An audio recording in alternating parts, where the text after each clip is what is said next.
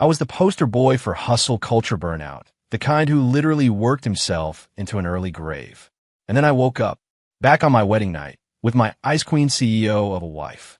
In my first life, I've been obsessed with proving myself. I launched a startup, ran myself ragged, and ended up with nothing but debt, dragging her down with me. This time I was done. I was tired. All I wanted to do was cling to my billionaire wife's leg and enjoy the quiet life of a trophy husband. So can someone please tell me why, the second I decided to coast, she started looking at me like she was actually interested? Ding dong. The doorbell. I jolted, springing up from the six-figure Italian sofa that was hell on my lower back. She was here. My wife, Catherine Reed, a name straight out of a romance novel, attached to a woman who had the resume to match. Billionaire heiress, drop-dead gorgeous, and about as warm as a glacier. I rubbed my sweaty palms on my pants, took a deep breath, and went to open the door. Catherine stood there in an impeccably tailored black pantsuit, her long hair swept back in a severe, elegant bun. Her face was a mask of neutrality. She gave me a slight nod, her eyes lingering for half a second on my wrinkled t-shirt and board shorts before flicking away. "You're back," I said, stretching my mouth into what I hoped was my best, most harmless, trophy husband-in-training smile. She hummed, sweeping past me and into the living room. Her stilettos clicked against the marble floor like a metronome, precise and relentless. I trailed behind her like a puppy. "Did you eat?" "I got us. Delivery." I pointed to the insulated bags on the coffee table, still giving off a faint warmth. In my first life, desperate to show her my value as a partner, I tried to learn how to cook. The result? I nearly burned down the penthouse twice and gave her food poisoning that landed her in the ER. This time around, I understood the importance of staying in my lane. Cooking was a job for professionals. Catherine's stride faltered. She turned to look at me, and for a fleeting moment, I saw something unreadable flicker in those cool gray eyes. "You didn't cook?" "Nope," I said, with the conviction of a man who'd learned his lesson. "I like you better outside of hospital." The air went still. I could feel the mood shifting into strange, uncharted territory. She just stared at me, silent. It was starting to freak me out. Was the takeout not fancy enough? "It's from that new private kitchen," I added quickly. "The one run by that Michelin 3-star chef who went solo. You usually have to book a month out." I'd had a call and a favor from my past life just to get this slot.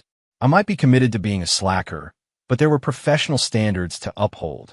If I wanted to secure my cushy lifestyle, I had to keep the billionaire happy. Catherine's lips parted slightly, but in the end, all she said was a quiet, "I see." Then she sat at the dining table and opened the containers.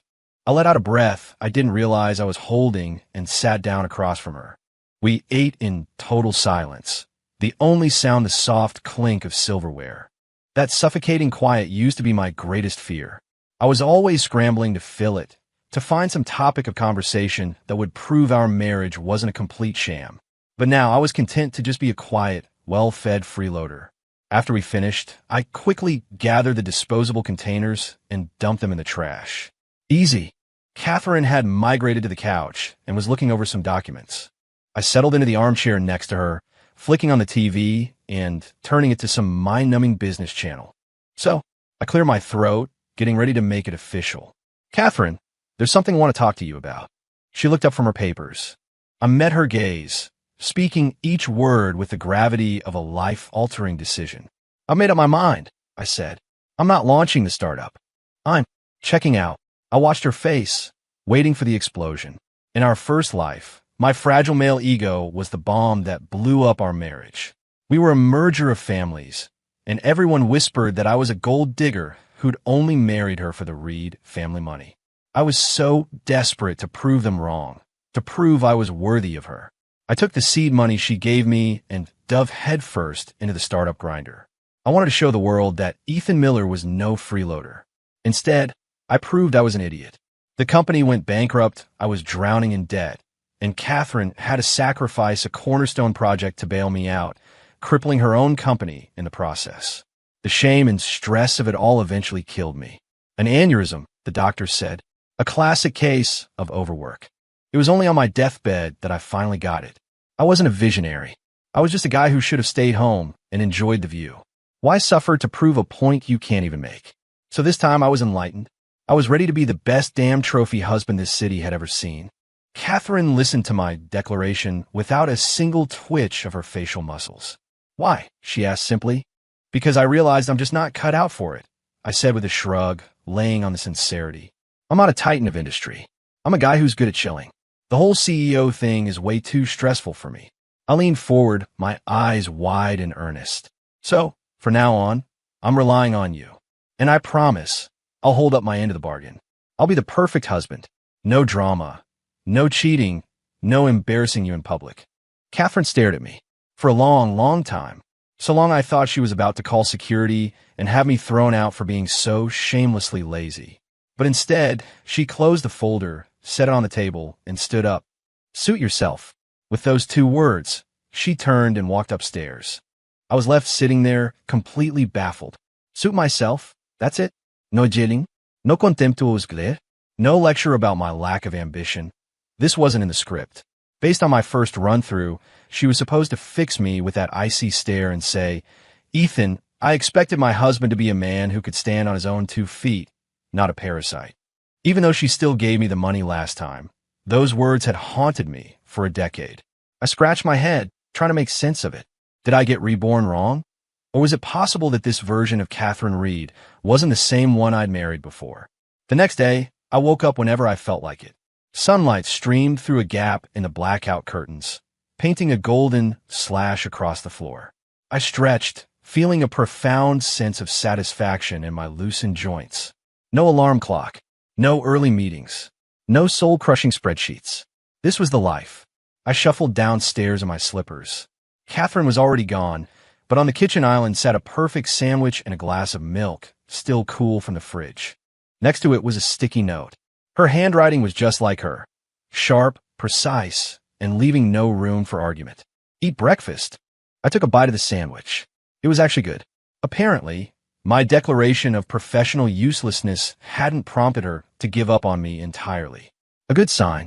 After breakfast, I collapsed onto the sofa and began to plan my new, ambition-free existence. Morning, video games. Afternoon, movies. Evening, wait for the wife to come home, have a nice dinner. Perfect. I pulled out my phone, ready to download a few new games, when an unknown number called. I answered. A slick, oily voice oozed through the receiver.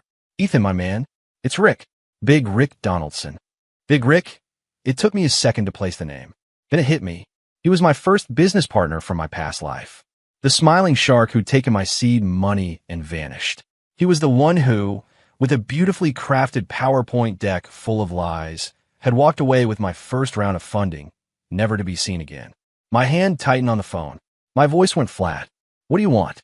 Rick, oblivious, was still in full sales pitch mode. Hey, you didn't forget, did you? We were supposed to meet today to talk about that green tech venture. I'm telling you, Ethan, this thing's a rocket ship. We get in now, and in 3 years, you'll be the talk of the town. No one will be calling you a kept man then. Huh? The same old lines. I almost laughed. Sorry, Rick, I cut him off. I'm out. What? His voice jumped an octave. You can't be serious, man. We had a deal. I'm serious, I said calmly. I've decided to retire from the whole startup game. But why? He sounded genuinely panicked now. This is a golden opportunity. Because, I paused for effect, savoring the words, my wife's loaded.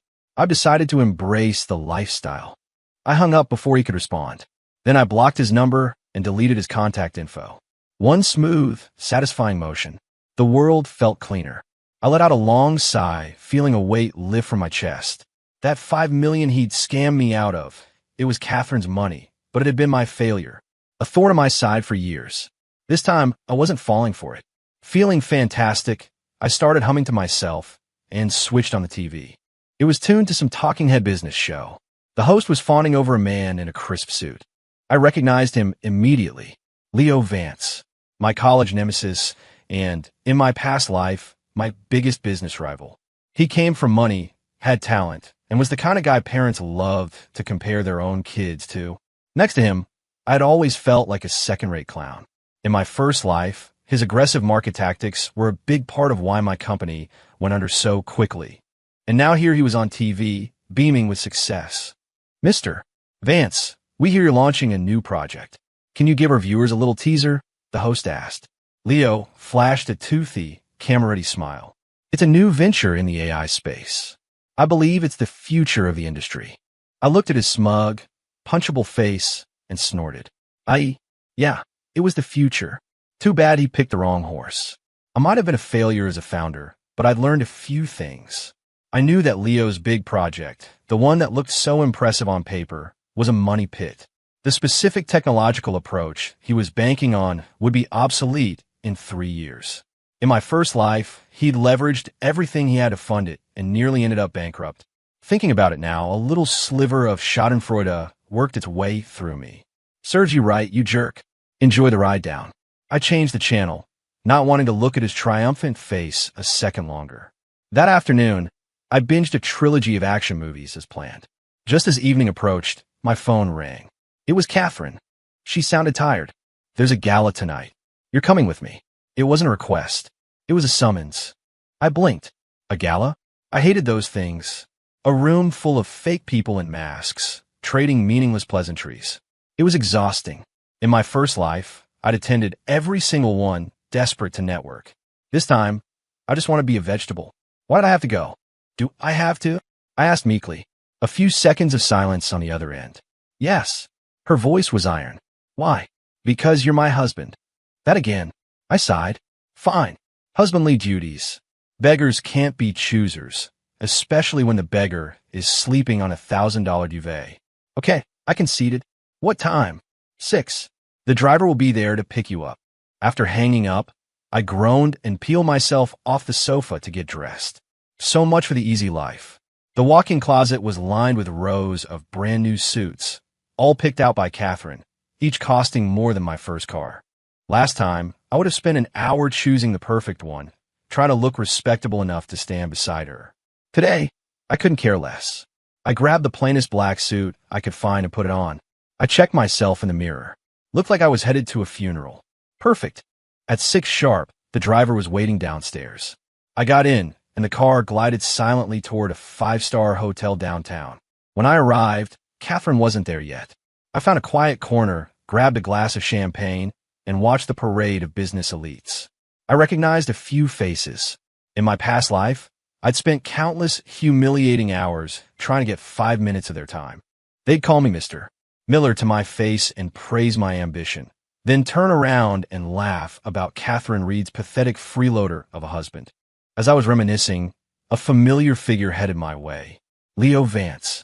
He was also in a black suit, his hair slicked back, a glass of red wine in his hand, and that signature fake smile plastered on his face. Ethan. He approached, feigning surprise with a raised eyebrow. Fancy seeing you here. I didn't bother responding. All by yourself? He asked, knowing full well what the answer was. Where's the esteemed Mrs. Reed? Not here yet, I said flatly. Ah, he drew the word out, dripping with condescension. Of course, a busy woman like her. Not like the rest of us with time on our hands. He leaned in, lowering his voice. I heard you gave up on the startup. I met his gaze. News travels fast. I did, I admitted without hesitation. He seemed taken aback by my frankness. Why? As I recall, you used to be quite the ambitious one. Can you eat ambition? I shot back. My wife has more money than God. Why should I kill myself working? Leo's smile froze on his face. He'd clearly expected shame or bitterness. All he got was breezy acceptance. He seemed to be searching for an insult, but came up empty. Finally, he just sneered. Ethan, I really misjudged you.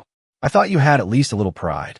I never thought you'd be so content being a trophy husband. What's wrong with that? I looked him right in the eye and grinned. It's only embarrassing if you're not good at it. Leo's face turned a blotchy red. I was done with him. I turned to walk away, but just then, a murmur went through the crowd near the entrance. I glanced over my shoulder. It was Catherine. She was wearing a stunning silver evening gown, her hair in soft waves, her makeup subtle but striking. Under the crystal chandeliers, she looked like an ethereal being from another world. Every eye in the room was on her. She scanned the crowd, found me, and walked straight toward me. Then, under the stunned gazes of everyone present, she slipped her arm through mine. Have you been waiting long? She asked, her voice softer than I'd ever heard it. I was floored. What was going on? This was the woman who hated public displays of affection, who always maintained a business-like distance between us at these events. No, not long. I managed to stammer. She said nothing more, simply leading me toward the center of the ballroom. I could feel the weight of 100 confused stares. Leo Vance looked like he'd just swallowed a bug. I glanced down at Catherine's hand on my arm, my mind reeling. What was she playing at? Was this some kind of power move?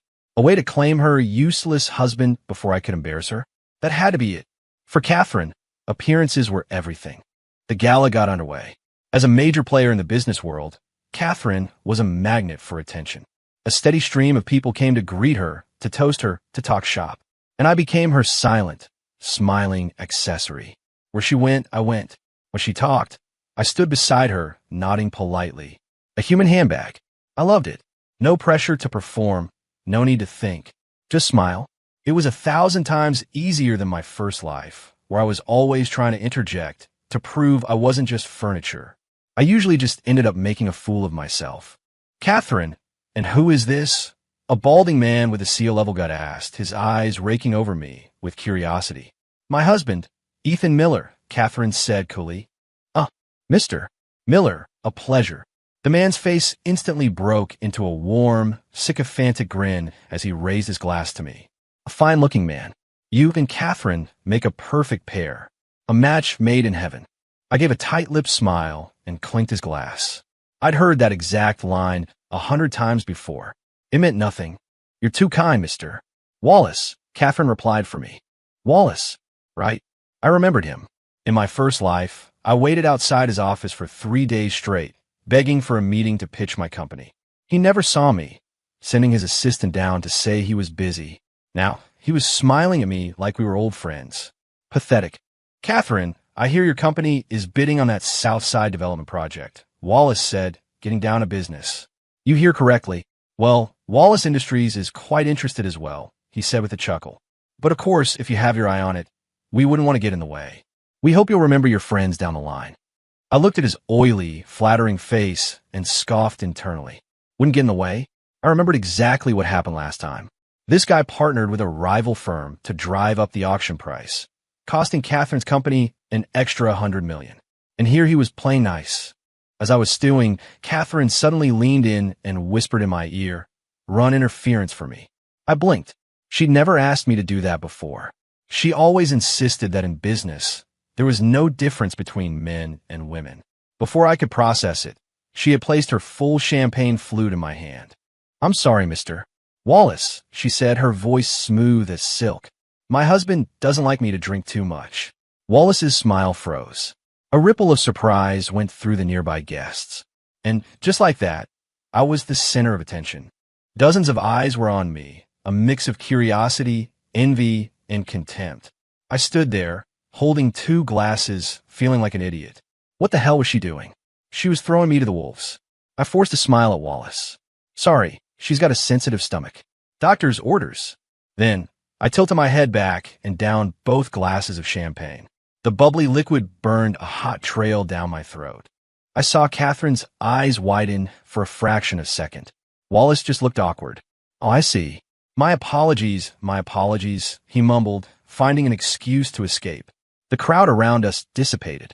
Finally, some peace. I let out a long breath, feeling the sweat on my back. What was that? I hissed at Catherine under my breath. What was what? She asked, a picture of innocence. You know, I stopped myself. What was I going to say? That I didn't want the attention? That I just wanted to be a wallflower? But her words. My husband doesn't like me to drink too much. Was she protecting me? The thought was like a small stone dropped into the placid pool of my cynicism. I looked at her, my feelings a tangled mess. I was starting to think I didn't know this woman at all. Just then, like a bad penny, Leo Vance turned up again. He was holding 2 glasses of red wine. He offered one to me. Ethan, it's been a while. How about a real drink? His smile was pure malice. I was about to refuse, but Catherine spoke first. He's had enough, she said, her voice cold. Leo chuckled. Come on, Catherine, don't be like that. A little friendly drink between men. He's not that fragile, is he? The challenge was obvious. I bristled, but before I could say anything, Catherine's hand found mine. Her skin was cool to the touch. He's my husband. Of course I'm protective of him, she said, looking Leo dead in the eye. Her voice was quiet but carried the force of a battering ram. You, on the other hand, should probably be more concerned with your own company. I hear you've leveraged everything on that new AI project. If something were to go wrong, I imagine you'd have bigger problems than who's having a drink. Her words hit Leo like a physical blow. The color drained from his face. How did you know that? He stammered. There are no secrets in this town, Catherine said with a frosty smile. Then she squeezed my hand and led me away, leaving Leo standing there, slack-jawed and pale. She led me through the crowd and out of the ballroom into the cool night air. The fresh breeze helped clear my head. Just now, I started looking at her, unsure how to phrase the question. What about it? She asked, turning to face me. How did you know about Leo's project? The details. Business intelligence, she said simply. Somehow, I didn't think it was that simple. Her words hadn't been a casual jab. They had been a targeted strike. It felt like she was defending my honor. The thought was so ridiculous, I almost dismissed it. This was Catherine Reed, the Ice Queen. Why would she stick up for me against Leo Vance? Ours was a marriage of convenience. I must have had too much to drink. Back at the penthouse, the alcohol hit me hard. I was dizzy and unsteady on my feet. Catherine supported me, dumping me onto the living room sofa. Drink this, she said, handing me a glass of water. I gulped it down gratefully. My stomach settled a bit. Thanks, I mumbled. She didn't reply, just sat in an armchair across from me, watching me. Her gaze was so intense it made me squirm. What are you looking at? I shifted uncomfortably. Ethan, she said suddenly, why did you tell Wallace I couldn't drink? I froze. How was I supposed to answer that? Tell her I was just playing along with her weird script? Is my stomach really that sensitive? She pressed. I was completely lost. How would I know? We'd been married for a year, and the number of times we'd actually shared a bed, I could count on one hand. Her assistant probably knew more about her health than I did. I stammered, scrambling for an excuse. Finally, I just went with it. I guessed. You guessed. One perfect eyebrow arched. Yeah, I nodded, digging myself deeper. I mean, you work such long hours, you probably skip meals. That's bad for your stomach. And alcohol is also bad for your stomach. So, my explanation trailed off. It sounded ridiculous even to me. And yet, Catherine seemed to buy it. Or at least, she pretended to. The corner of her mouth tilted upward. It was a tiny movement, almost imperceptible, but it was undeniably a smile. It was the first time in 2 lifetimes I had ever seen her truly smile. It was just a ghost of a smile, but it was like the sun breaking through on a winter morning, melting the frost from her features. I stared, mesmerized. So that's what she looked like when she smiled. From now on, she said, looking at me, you're in charge of running interference for me. Huh, I was still lost in that smile. What? Her cool mask was back in place. You have a problem with that? No, of course not. Happy to do it, I said, nodding vigorously. This was an order from the boss, after all. Playing a human shield at parties? Easy. Way better than trying to launch a company. Good, she said, standing up. Get some rest. And with that, she went upstairs. I collapsed back onto the sofa, replaying that smile in my head. A strange, fluttery feeling started in my chest. Maybe this woman wasn't so bad after all, and she'd stood up for me to Leo Vance. I still didn't understand why, but I'd be lying if I said it didn't feel good. Could it be that she actually... I cut that thought off right there. Get a grip, Ethan. Don't get ahead of yourself. She's a billionaire CEO. You're a self-declared bum. She had her reasons, and they probably had nothing to do with you, right? That was it. I shook my head, clearing away the fantasy. My job was to be a good slacker and hold on tight to my meal ticket. That was all that mattered. The next few days were blissful. My life fell into a simple, wonderful rhythm. Video games and movies by day.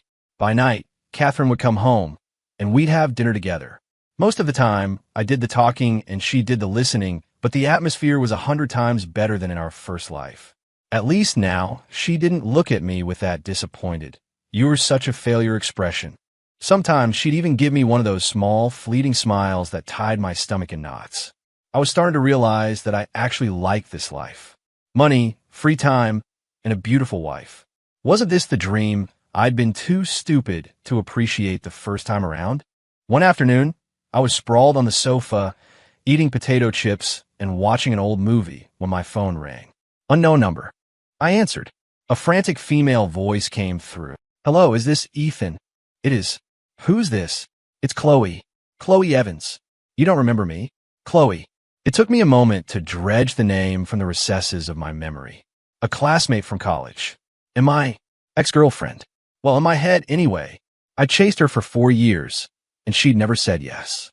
After graduation, she moved abroad, and we lost touch. What do you want? I asked, my voice flat. I had zero feelings left for her. I'm back in the country, she said. I heard. You got married? Yeah. To Catherine Reed? From the Reed Corporation? She sounded incredulous. That's the one. The line went silent for a long moment. When she spoke again, her voice was thick with tears. Ethan, I'm in trouble. What kind of trouble? My dad's company. The financing fell through. It's about to go bankrupt, she sobbed. I heard you're doing really well now. Could you help me? I almost laughed out loud. Me? Doing well?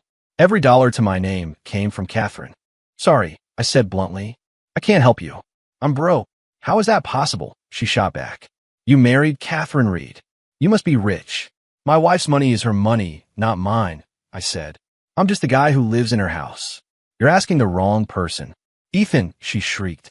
How can you say that? How can you be so pathetic? Have you forgotten everything you used to tell me? You were going to build an empire. You were going to give me the world. People change, I said tiredly. No, this isn't you, she insisted. You're just saying this to get back at me, aren't you? Because I didn't say yes back then. I was done with this conversation. I have to go. I hung up and immediately blocked her number. I leaned back on the sofa, feeling a strange mix of pity and annoyance. After all these years, Chloe was still living in a fantasy.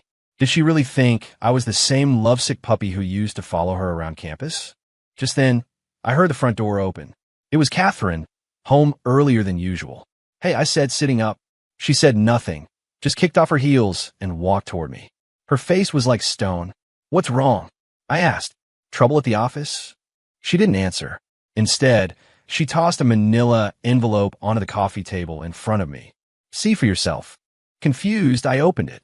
It was full of photos. Photos of me, with Chloe. The two of us were in a coffee shop. The angle was intimate, making it look like we were deep in a heartfelt conversation.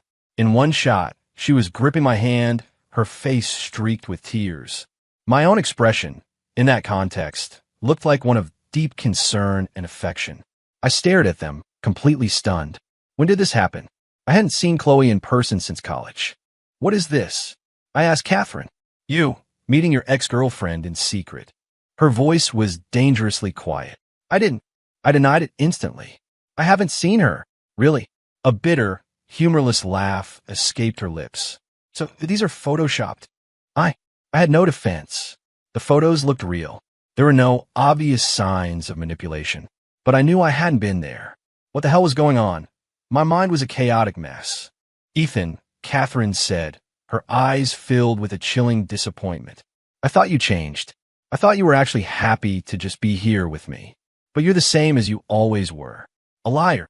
I'm not lying. I said, my voice rising in panic. Catherine, you have to believe me. Believe you? She laughed again, a sound completely devoid of warmth. Why should I? Because you say so?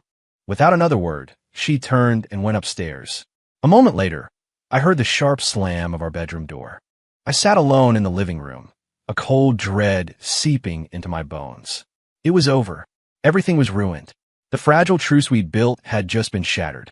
Things were worse now than they'd ever been. I looked at the photos on the table, and a hot surge of anger washed over me. Chloe. This had to be her. What was she trying to accomplish? I grabbed my phone, went in my blocked list, and unblocked her number. I called her. She picked up on the second ring. Ethan, she said, her voice laced with triumph. The photos, Chloe. That was you, wasn't it? I asked, cutting straight to the chase.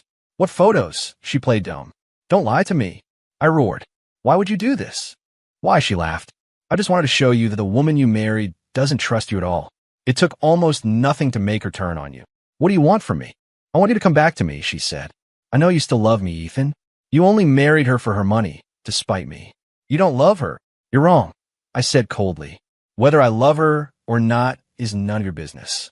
But what you did today, it just makes me sick. Ethan, This is your last warning, Chloe.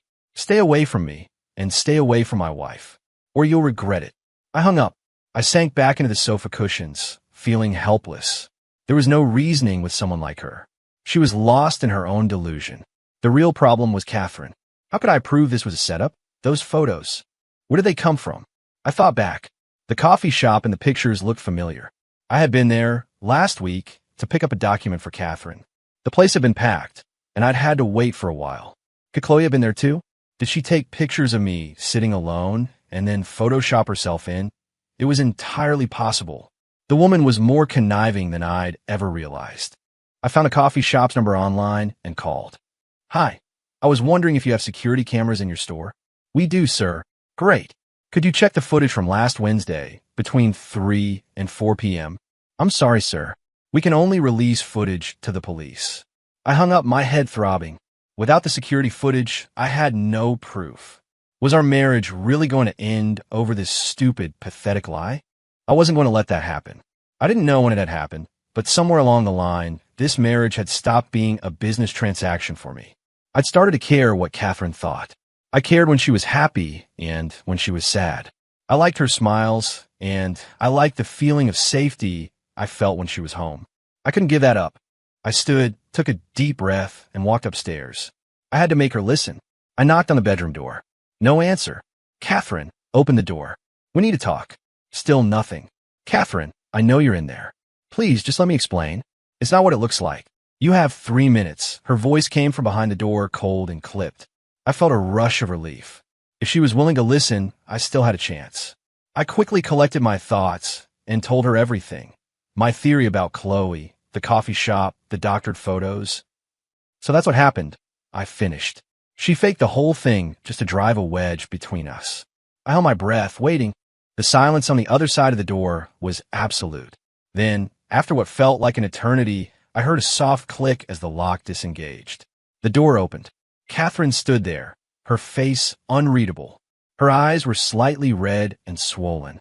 She'd been crying. The sight of it was like a punch to the gut. Is that the truth? She asked. Every word, I said, holding up 3 fingers. If I'm lying, may I be struck by lightning and hit by a bus. Her expression was complicated, a mix of emotions I couldn't begin to decipher. I believe you, she said finally. I blinked. You believe me? I could hardly believe my own ears. Yes, she nodded, but not because of your explanation or your ridiculous oath. Then why? Because Chloe came to see me today. What? I was stunned. She brought the photos with her, Catherine said. She told me to leave you. She said you were still in love with her and only married me for my money. That crazy. I was shaking with rage. But Catherine looked me right in the eye. She said she didn't care about the money. She just wanted you. She offered me $5 million to let you go. I was speechless. $5 million? Where'd she get that kind of money? I asked her where the money came from, Catherine continued. She said she sold the house her father left her. I had no words. Chloe was certifiably insane. What did you say to her? I asked. A small, cold smile touched Catherine's lips. I told her my husband isn't for sale. Not for $5 million. Not for $500 million. My heart skipped a beat. A wave of warmth spread through my entire body. My husband. She called me her husband. And Catherine's eyes took on a sly glint. I told her that every asset you have is in my name. That your monthly allowance is subject to my approval. That you are, in no uncertain terms, a kept man. After that, her face went white. She mumbled something and left. Looking at her then, I suddenly found Catherine read adorable.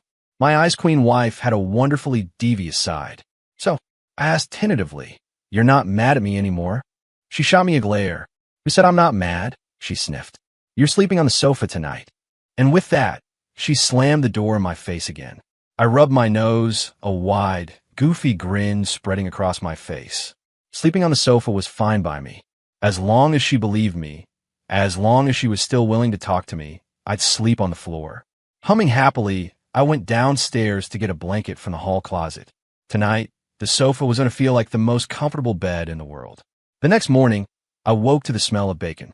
I opened my eyes and saw Catherine in the kitchen, wearing an apron, moving with a quiet efficiency. The morning sun streamed through the window, bathing her in a golden light. The scene was so beautiful, so domestic, it felt like a dream. I rubbed my eyes, sure I was still asleep. Catherine could cook? Since when? You're awake? She glanced over her shoulder at me. Go wash up. Breakfast is almost ready. I stumbled off the sofa and into the bathroom. When I came out, 2 plates were set on the island. Scrambled eggs, bacon, toast, and glasses of milk. It looked better than anything I could have ordered. I sat down and took a bite of toast. It was perfectly crispy. Is it good? She asked. It's amazing, I said with genuine admiration.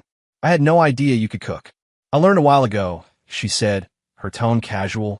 I looked at her, and a thought suddenly occurred to me. Did you used to cook for me often? She didn't answer, just took a sip of her milk. But I saw the faint blush creeping up her neck, and I knew the answer.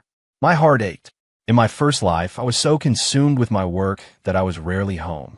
I never paid attention to the details of our domestic life. I always just assumed the housekeeper made our meals. But it had been her. Every night, she had cooked, waiting for a husband who rarely came home. A crushing wave of guilt washed over me.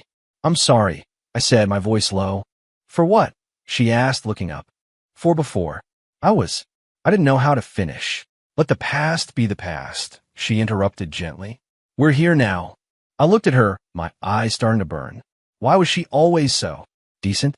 She had every right to be angry, to hold a grudge. But she didn't.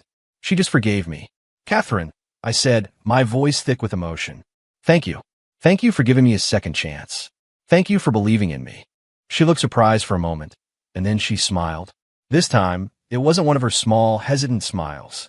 It was a genuine, radiant smile that lit up her entire face. It was like spring flowers and summer breezes, a beautiful, dazzling thing that took my breath away. Eat, she said softly. It's getting cold.